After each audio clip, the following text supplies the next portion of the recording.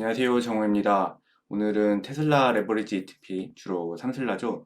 관련해서 간단한 소개 및 평소에 많이 올라오는 질문들 함께 알아보고 정리해보는 시간을 갖도록 하겠습니다.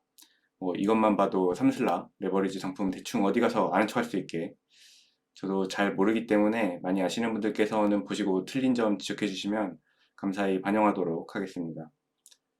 테슬라 레버리지 상품 종류, 음의 복리라고 불리는 이 레버리지 상품 특징, 그리고 레버리지 상품 장기 투자 가능, 레버리지 상품의 운용 수수료는 어떻게 반영되냐, 괴리율을 올바르게 쓰는 방법, 이 정도 설명할 예정이고요.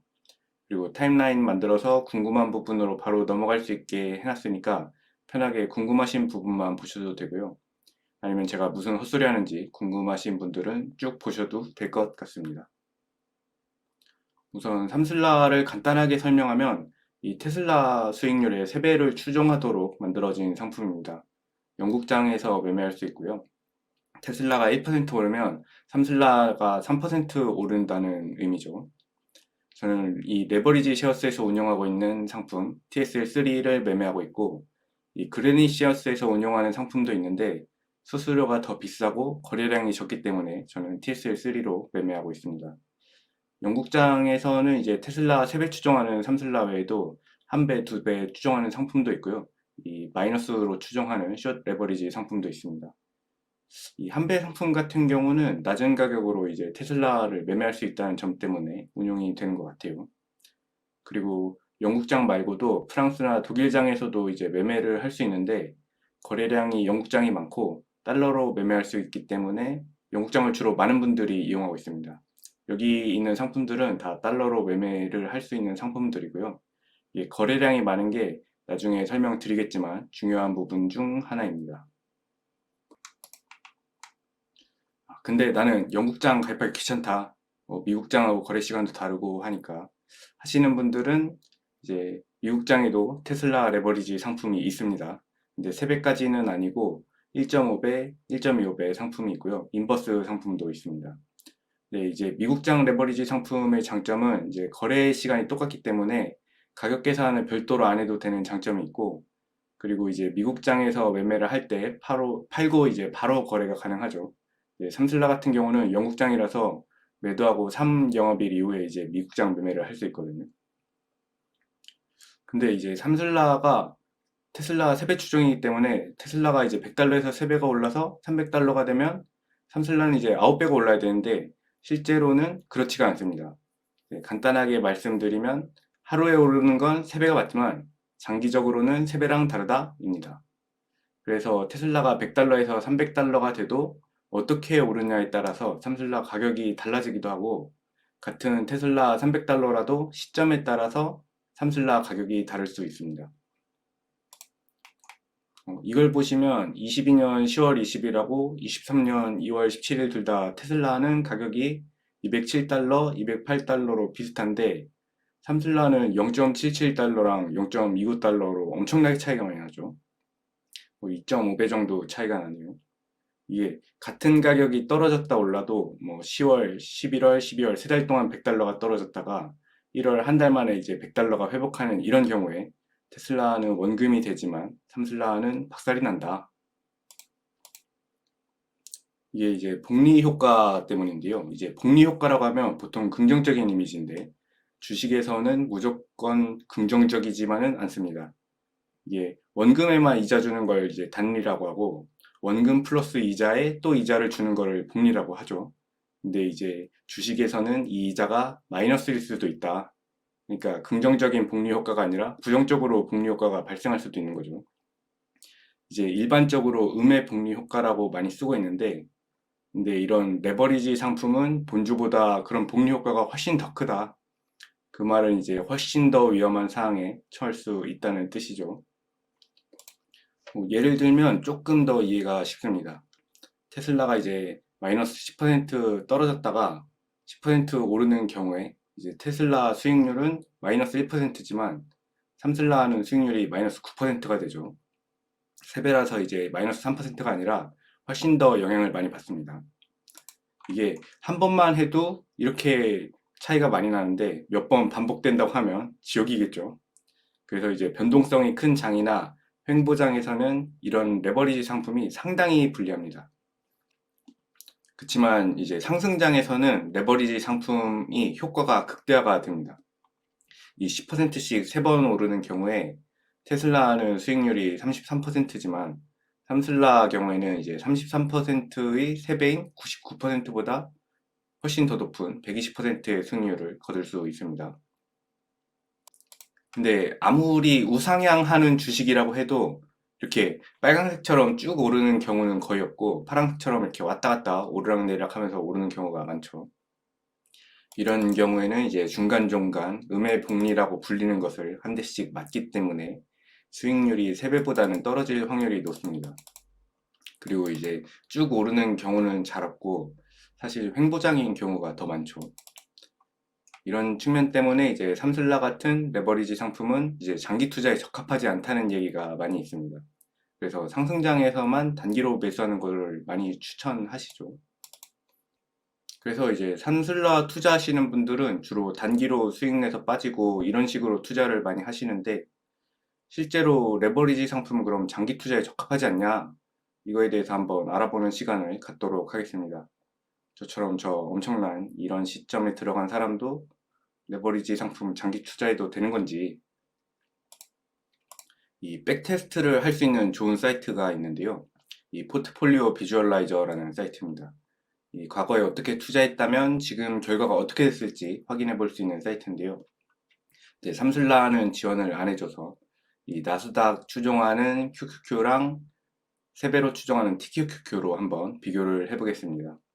10년 정도면 장기 투자로 볼 수 있기 때문에 2013년에 $10,000를 QQQ와 TQQQ에 넣었다면 어떻게 되었을까요?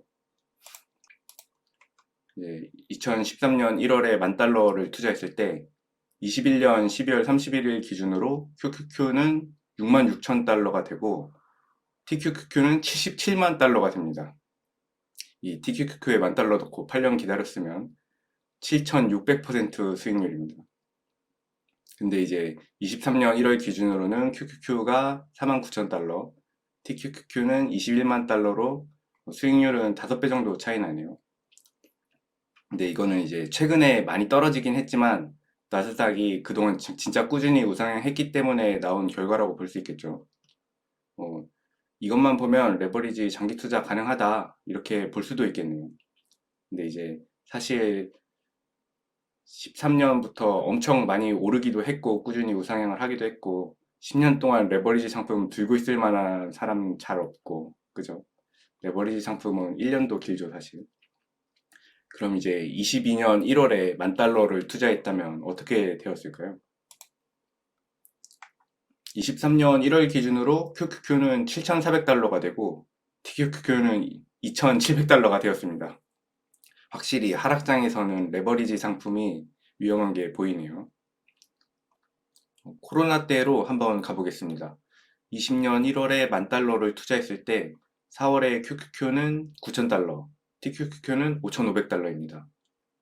이게 아마 월 단위라서 중간에는 훨씬 많이 떨어졌을 거예요. 근데 이제 5월에 QQQ는 원금을 회복했는데도 TQQQ는 아직도 이제 마이너스 20%입니다.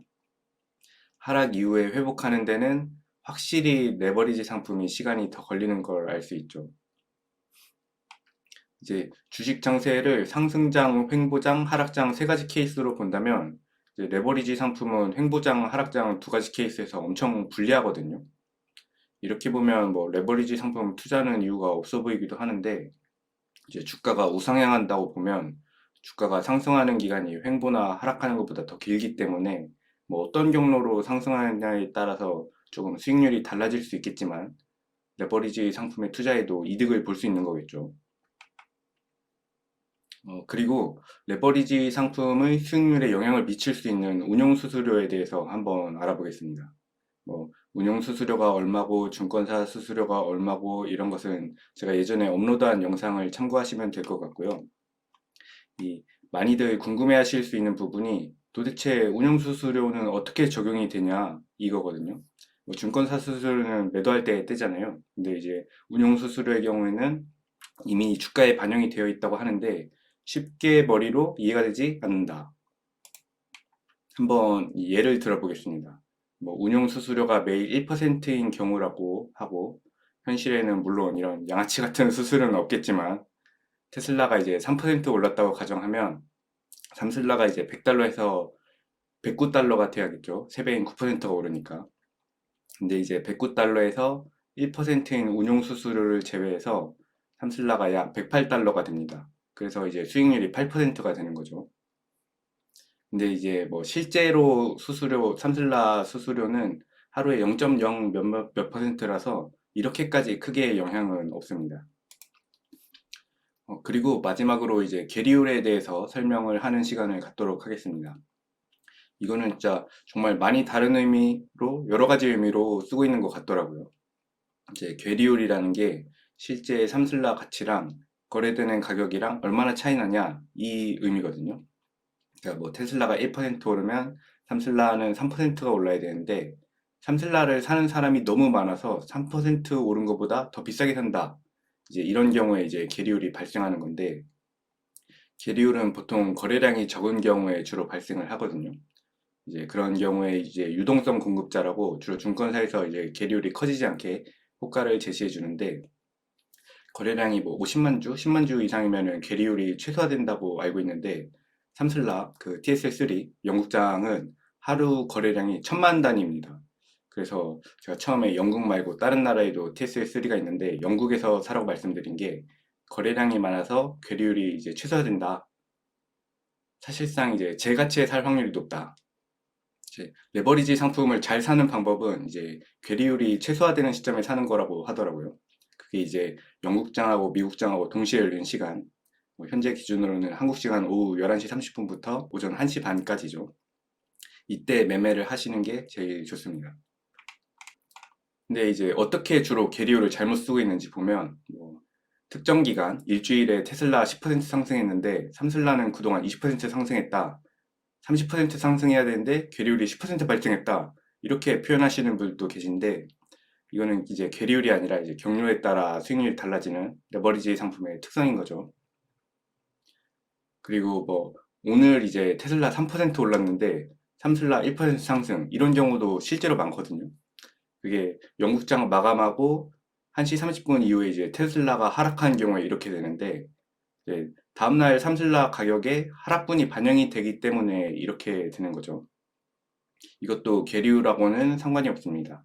만약에 1시 30분 이후에 테슬라가 5% 올랐다 하면 그 다음날 삼슬라의 15% 플러스가 되는 거죠. 그리고 마지막으로 이제 뭐 테슬라가 10월에 200달러, 3월에도 200달러인데 삼슬라는 10월에 1달러, 3월에는 0.5달러다. 이런 것을 보고 뭐, 아, 나 계류율이 심해서 나 레버리지 상품 투자 못하겠어 하시는 분들도 계시더라고요. 이것도 계류율 아닙니다. 이것도 초반에 설명드렸던 레버리지 상품의 특징이죠. 저도 사실 아는 거 없는데 이제 레버리지 상품, 주로 삼슬라에 대해서 이것저것 설명을 해봤습니다.